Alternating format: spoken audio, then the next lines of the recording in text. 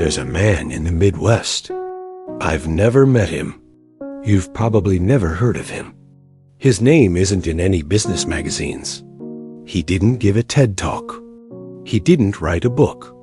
He didn't become famous. But in 5 years, he became a millionaire, not by accident, not by luck, not by inheritance, while an entire industry collapsed around him like a house of cards.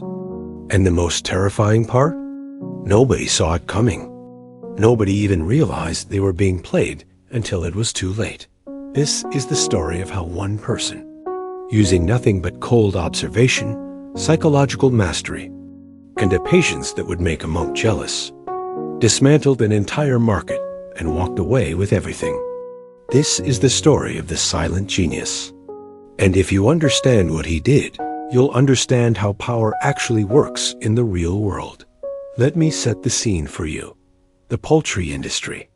From the outside, it looks like nothing. It's not sexy. It's not glamorous. Nobody dreams about becoming a chicken farmer. But it's one of the most brutal, cutthroat industries in America. Thousands of farms, thousands of operators, all competing on the thinnest margins imaginable.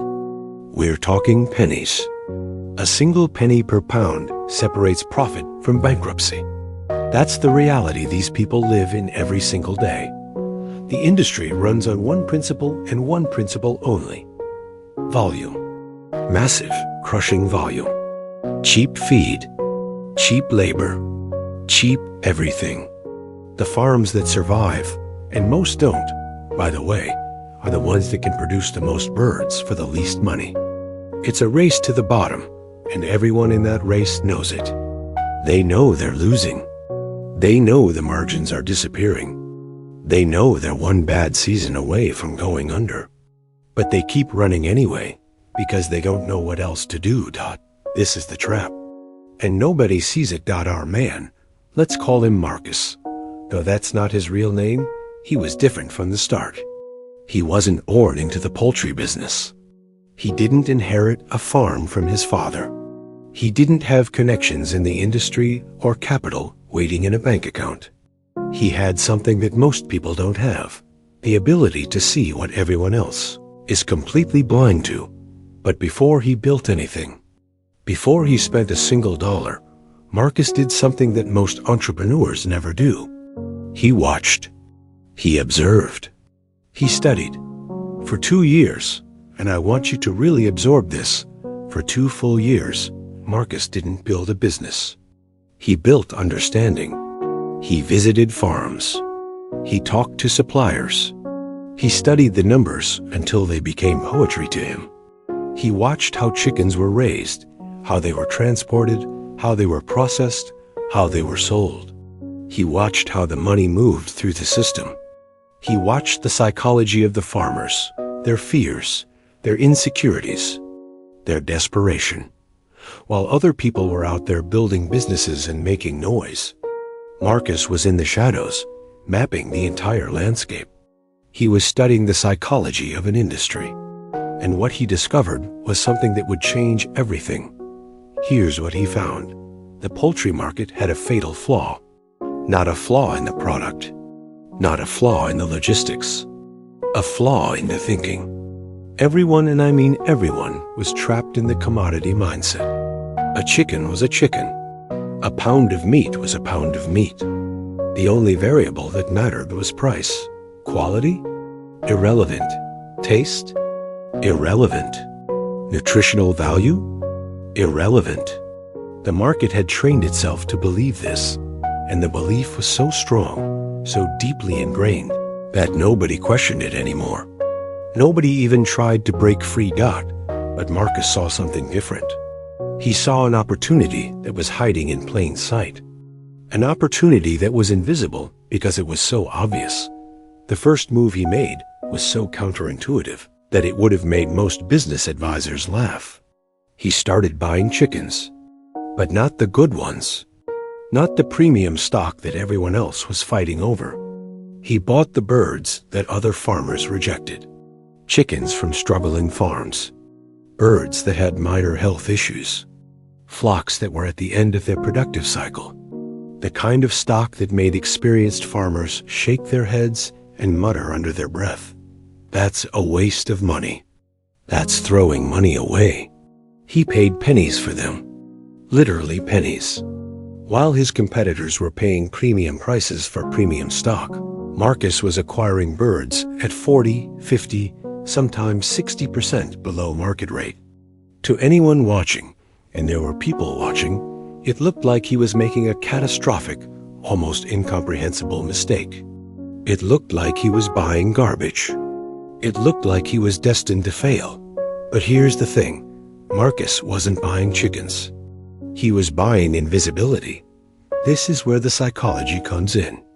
By buying the rejected stock, the birds that nobody wanted, Marcus made himself invisible to the real players in the market. The big operations didn't care about him. The established farms didn't see him as a threat. He was just another small operator, probably going to fail, probably going to go out of business in a year or two. Why would they pay attention? Why would they waste mental energy on someone buying the worst birds in the market? This invisibility was worth more than any amount of capital. This invisibility was his superpower dot while everyone ignored him, while the big players were focused on their own operations and their own margins. Marcus was building something completely different. He wasn't building a commodity farm. He was building a laboratory. He was building a system. He was building the future. And this is where the real genius emerged. The second phase of his plan was where everything changed. Marcus had a secret. Not a criminal secret. Not anything illegal. But something that gave him an unfair advantage that nobody could touch. He understood poultry biology at a level that most farmers didn't even know existed. He started experimenting with feed. Not just any feed. A proprietary blend that he developed over months of obsessive research. The blend included specific amino acids, specific minerals, specific supplements that accelerated growth while simultaneously improving meat quality. The chickens grew faster. They developed better muscle structure. The meat was more tender. The meat was more flavorful. The nutritional profile was superior. But here's the thing that most people miss. The birds were also healthier. They had fewer diseases. They required less medication. The entire operation became more efficient, more profitable, more sustainable. But he didn't stop there. He engineered the environment. Precise lighting schedules, optimal temperature control, specific humidity levels, reduced stress conditions. Everything was designed, calculated, optimized to create the perfect conditions for growth without compromising health or quality. While other farms were running chaotic, crowded operations where birds were stressed and sick, Marcus's farm was a finely tuned machine. A biological engine running at peak efficiency. The results were undeniable, measurable, quantifiable. His birds grew 15% faster than industry standard. The meat quality was demonstrably superior. The feed conversion ratio was better. The mortality rate was lower. By every metric that mattered, every single one, his operation was outperforming the commodity standard. But here's the critical part. The part that separates the genius from the ordinary. He kept it secret. He didn't brag about it. He didn't tell anyone. He didn't post about it on social media. He didn't try to build a brand around it. His farm looked small. It looked modest. It looked like nothing special. The operation was deliberately kept under the radar, disguised as a niche, high-end boutique farm. To the outside world, it was just another small operation. Nobody suspected that something revolutionary was happening inside those barns. For 3 years, Marcus operated this way, buying cheap birds from struggling farmers, raising them with his proprietary system, selling them quietly to a small network of high-end restaurants and specialty grocers who had started to notice something different about his product. They couldn't quite put their finger on it at first, but the meat was better. The consistency was better. The taste was better. The texture was better. And they were willing to pay for it. Not a little bit more. A lot more. Sometimes double. Sometimes triple the commodity price. The chefs started seeking him out. Word of mouth spread through the fine dining community. His product developed a reputation. A mystique. People wanted it. They were willing to pay premium prices because the quality was undeniable. Meanwhile, while Marcus was quietly building his empire, the rest of the industry was doing what it always did. Competing on price. Competing on volume. The margins were getting thinner. The competition was getting fiercer. Farms were consolidating. Small operators were going out of business. The race to the bottom was accelerating, and nobody could stop it. Nobody could even slow it down. The industry was trapped in a death spiral, and nobody realized it. Then came the moment that changed everything. The moment when Marcus stopped playing defense and started playing offense. He stopped buying cheap birds. Instead, he started buying every available cheap bird in his region. He wasn't just acquiring stock anymore. He was systematically, methodically, strategically draining the supply. He was buying from every struggling farm, every distressed operation, every supplier that had birds available. He was willing to pay slightly above the rock-bottom price, but still far below what the commodity players were paying, and he was buying in massive volume. The effect was immediate. The supply of cheap birds dried up, disappeared, vanished. The commodity farms suddenly couldn't find the raw material they needed. They had to start paying higher prices. Their margins, already razor-thin, started to disappear completely. Some farms started to panic. They increased production to compensate, but they couldn't source the birds. They couldn't get the supply they needed. They were trapped. Meanwhile, Marcus was scaling his premium operation. He had built relationships with high-end restaurants and specialty grocers across the entire region. His product had developed a reputation that was almost legendary among chefs. Word of mouth was spreading like wildfire. Chefs were seeking him out. Consumers were willing to pay a premium, sometimes 200–300% above commodity prices for his product. But here's the real twist. The thing that nobody saw coming. The masterstroke that proves Marcus understood the market at a level that was almost supernatural. Marcus had engineered the entire collapse of the commodity market. He had orchestrated it perfectly. By draining the supply of cheap birds, he had forced the commodity players into a position where they couldn't compete on price anymore. Their costs were rising. Their margins were disappearing. And they couldn't pivot to the premium market because they didn't have the product quality. They didn't have the brand positioning. They didn't have the relationships with high-end buyers.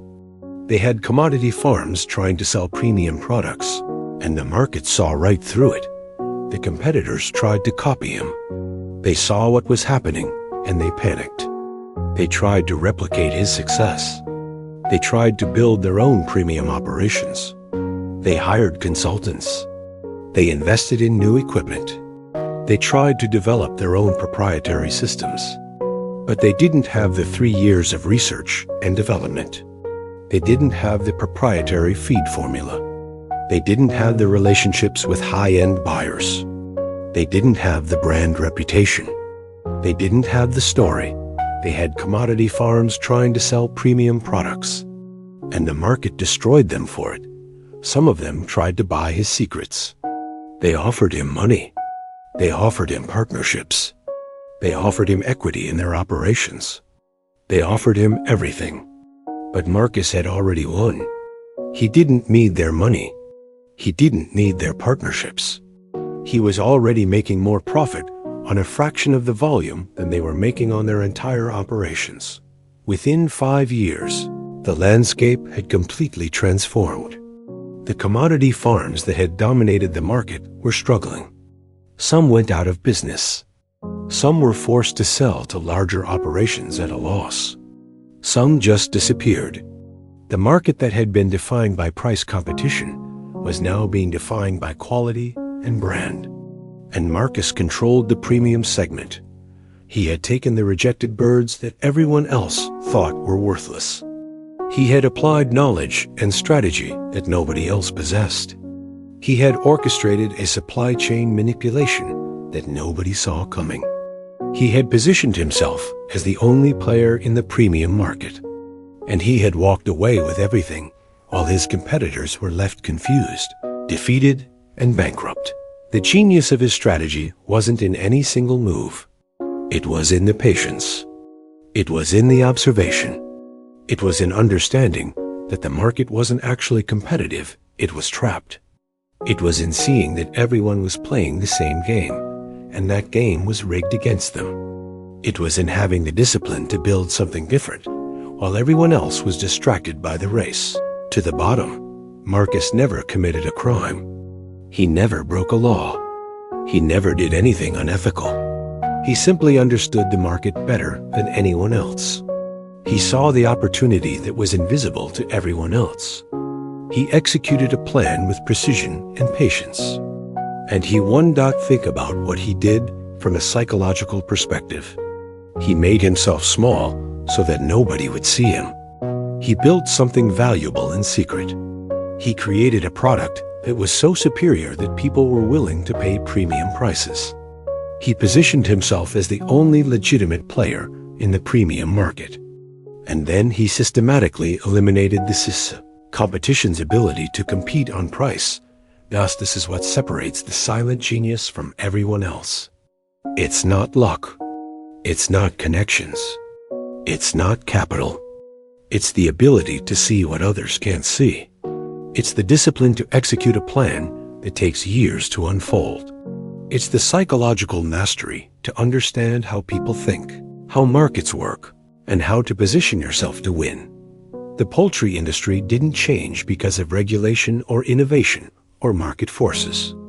It changed because one man understood it better than anyone else. One man saw the trap that everyone else was in. One man had the patience and discipline to exploit that trap for maximum advantage. By the time the industry realized what had happened, it was too late. The game had already been won. The market had already shifted. The power had already consolidated. The commodity players were already on their way out. And Marcus had already become a millionaire. And here's the thing that most people miss. This story isn't unique to the poultry industry. This same pattern plays out in every industry, every market, every business. There are always people who are trapped in the commodity mindset. There are always people who are competing on price. There are always people who can't see the opportunity that's hiding in plain sight. And there are always people like Marcus, silent, patient, observant, strategic, devastating. The question is, which one are you? Are you one of the people trapped in the race to the bottom? Competing on price? Watching your margins disappear? Wondering how you're going to survive? Or are you the person who sees the opportunity? The person who understands the market at a deeper level? The person who has the discipline to build something different? Marcus proves that it's possible. He proves that you don't need capital. You don't need connections. You don't need luck. You need observation. You need patience. You need discipline. You need the ability to see what others can't see. He planned this from the first second. Every move was calculated. Every decision was strategic. Every phase built on the previous one. By the time his competitors understood what was happening, the game was already over. The outcome was already determined. This is what mastery looks like. Not flashy, not loud, not obvious, quiet, patient, observant, strategic, devastating, unstoppable. Marcus bought cheap chickens. He manipulated their growth through proprietary methods. He sold them at premium prices. And he watched his rivals fail. Not because he was smarter than them, though he was. Not because he had more capital. He didn't. But because he understood something fundamental about human nature and market psychology that they didn't, he understood that most people are trapped. Trapped in their thinking, trapped in their assumptions, trapped in the way they've always done things. And he understood that the person who breaks free from those traps, the person who sees the opportunity that everyone else is blind to, that person wins.